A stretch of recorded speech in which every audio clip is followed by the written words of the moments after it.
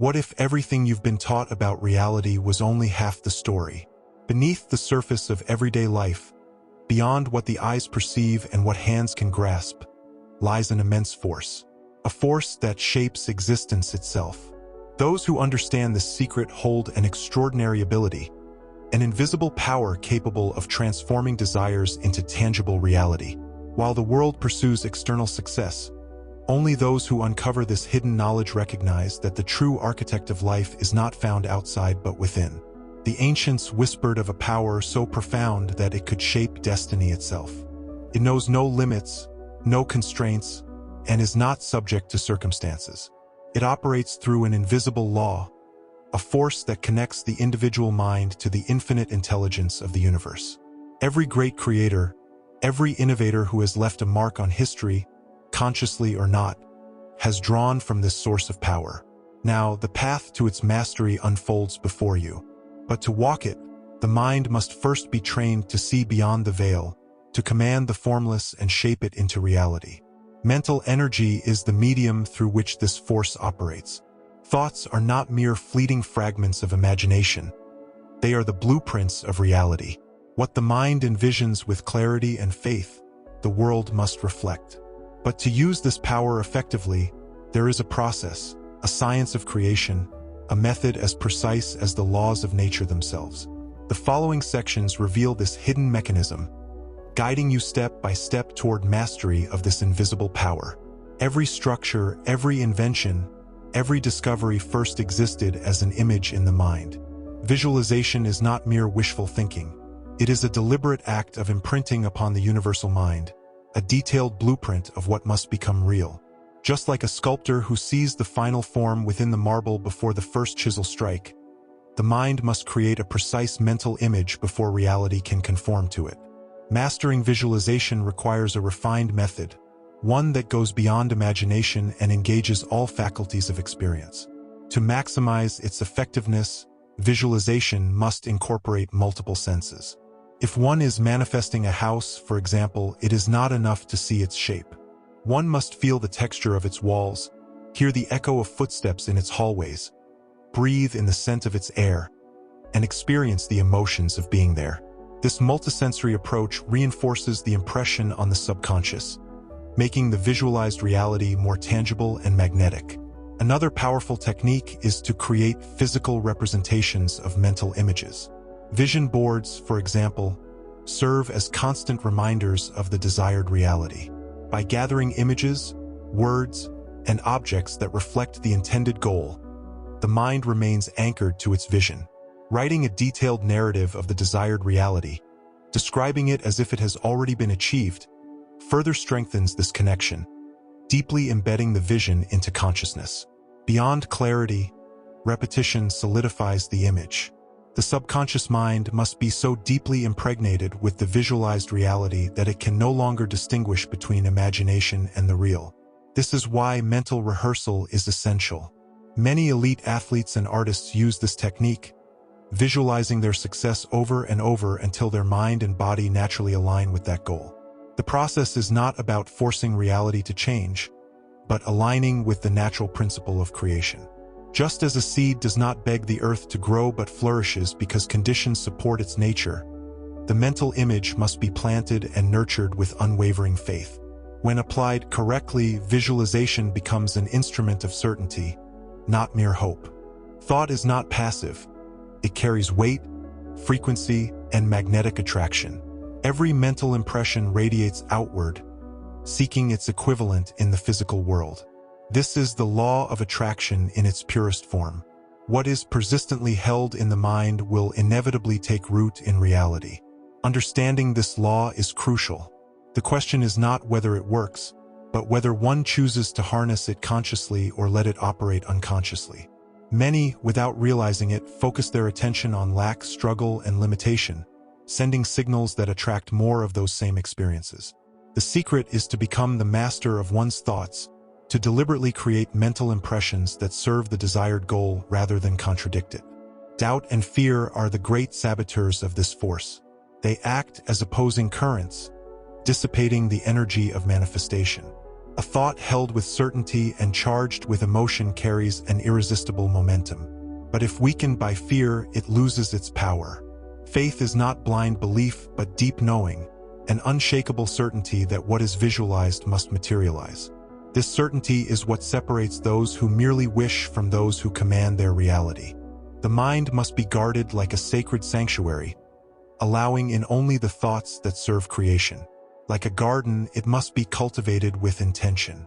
Neglect invites the weeds of doubt, but careful tending yields abundance.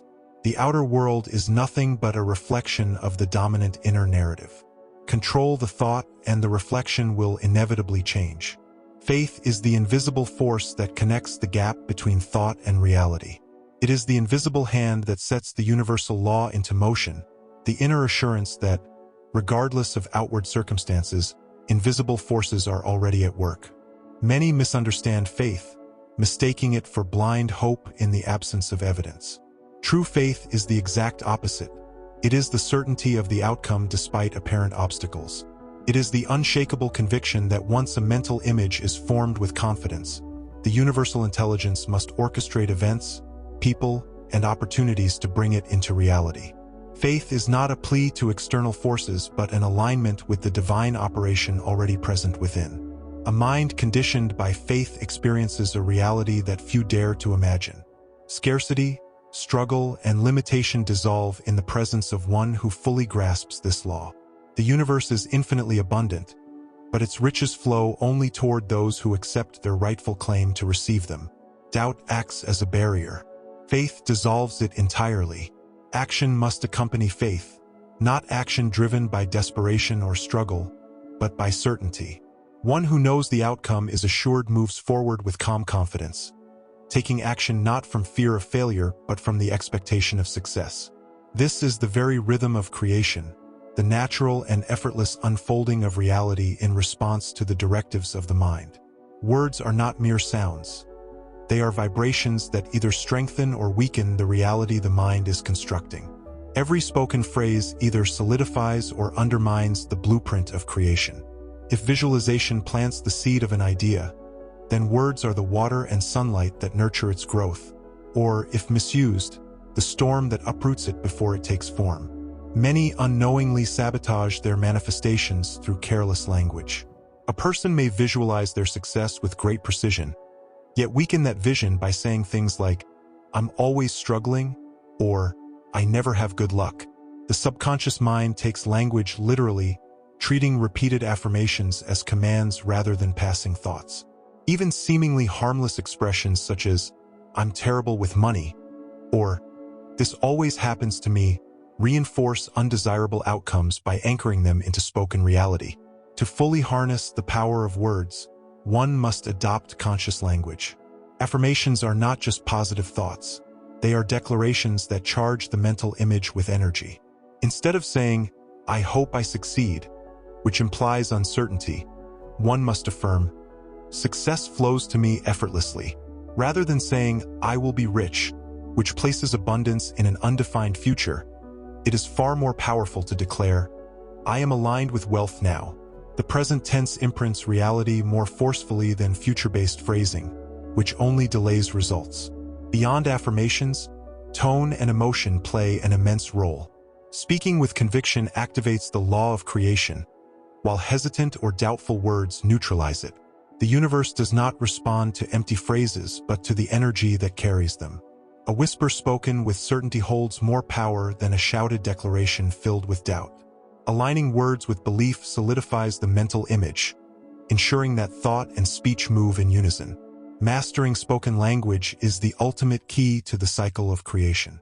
When words, thoughts, and emotions harmonize, they form an unstoppable force that reality must reflect.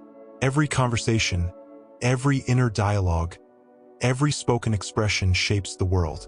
Speak with intention, affirm with boldness, and watch as the invisible power of words brings visions to life. The universe operates in perfect harmony, following precise cycles and rhythms. The tides rise and fall under the moon's influence. The seasons follow one another with absolute consistency. The smallest seed knows exactly the sequence that will lead it to become a towering tree.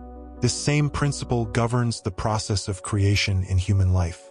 Just as nature never rushes yet accomplishes everything, manifestation unfolds according to an intrinsic order, an order that must be understood and respected.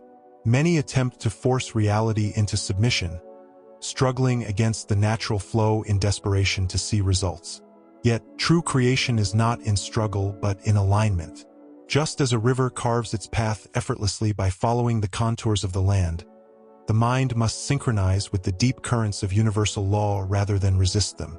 Manifestation is not about imposing will against obstacles but about stepping into the very rhythm of creation. A flow and ebb that follows the same intelligence orchestrating the movement of the stars. A farmer does not dig up his seeds each day to check their growth. The process of germination follows a sequence that cannot be interrupted. The same is true for mental energy. Once an intention is set and nurtured with faith, impatience and doubt must not be allowed to disrupt its unfolding. Everything in nature follows a period of gestation, and the same applies to any thought form before it materializes in the physical world. The key is to recognize when to act and when to allow, to find the balance between effort and surrender. Recognizing the creative principle in action means understanding that everything has its designated time.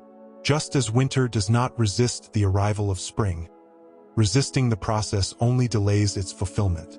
Clarity of vision is essential, but just as important is trust in the invisible mechanisms that shape that vision.